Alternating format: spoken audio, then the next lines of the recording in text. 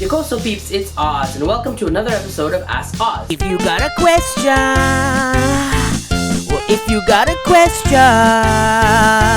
ask Oz. Jason Mabone asks, do you currently own any video game system? When I was a kid, I had the Atari 2600. I loved Missile Command and Asteroids. Then when I could save up enough money, I bought the Nintendo Entertainment System. And my favorite games were Super Mario Bros. And Marble Madness. Then I bought the Game Boy, and I was obsessed with Bubble Bobble. And finally, I bought the Nintendo DS, which I mostly played Mario Kart and some other brain teaser kind of games. I'm not much of a gamer for two reasons. One is I'm lazy and I don't have the patience to learn a game and follow through and play it for hours and hours until I master it. And two, I'm stupid. I can't deal with any controller with more than 2 buttons. Miwa Uno asked, what is it like to work in a kindergarten and how much is a salary? Are you Japanese or are you a foreigner? If you're a Japanese person, it's very tough. 99% of the teachers I work with are female and they're in their 20s. They either get married, they get knocked up, or they get burnt out. Now the day in kindergarten is very short. It's from 10 a.m. to about 2:30 p.m. for the kids. But for the teachers arrive around 8 o'clock in the morning and they leave around 6 or 7 at night. So before the kids come in, they have to set everything up, they have to clean up, they have to prepare their lessons. While the kids are there, they have to of course take care of the kids, they have to sing and play piano and dance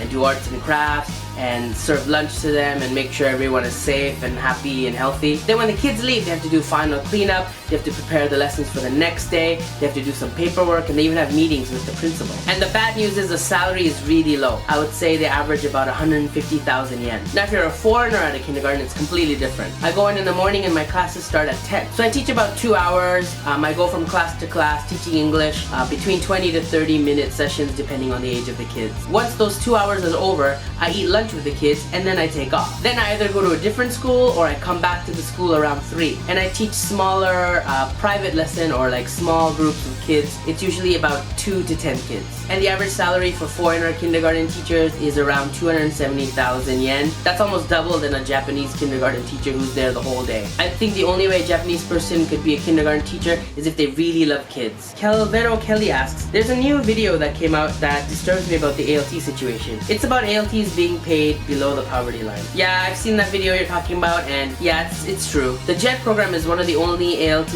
programs that offers a really good salary. I'm not sure how it works, but I think it started when the Board of Education stopped using the JET program exclusively and started allowing other companies like Interact to bid on contracts with the Board of Education, making the salaries of all the ALT teachers go down. Now it's down to like 170,000 yen to like 230,000 yen a month, which is not too bad if you're single and you're living in a one-room apartment, but it doesn't give you any leeway for traveling or enjoying Japan at all. If you get paid 230,000 yen, that's before income tax and residence tax, pension and all that stuff. And if you're in a big city like Tokyo or Chiba or Nagoya, rent is gonna cost you about 50,000 yen for a typical apartment. Then with utilities and your cell phone and internet and all that stuff, you're gonna be down another 10-15,000 yen. But the problem is you don't get paid a full salary the whole year. So you start from May. So you're only getting paid about 9 months worth of salary. So I would say take about 20,000 yen from each regular month to save up for the months you don't get paid. Then you have to pay for food, for clothing, for anything you do on the weekend like going drinking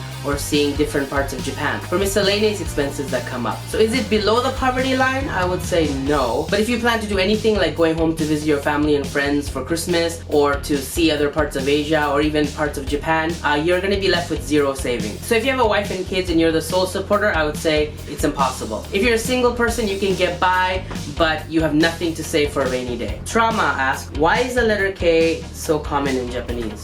That's true. There are a lot of K words in Japanese. Karaoke, kawaii, kawaii, kirei, kirai, kitanai, kusai, and the list goes on and on. There's actually 2 reasons. So when you put Japanese words into the alphabet, it's called romaji. They only have K, they don't have C or Q. So all those words that have a C and a Q sound to it also get lumped in with the K words. But the second reason has to do with the sound K in kanji. It has many different kanjis in Japanese, such as total or system or extinguish. See, so these 3 Ks or KKK mean the elimination or destruction of the total system. The KKK has implanted all these K words to suppress the Asian and the Japanese alphabetical language kanji.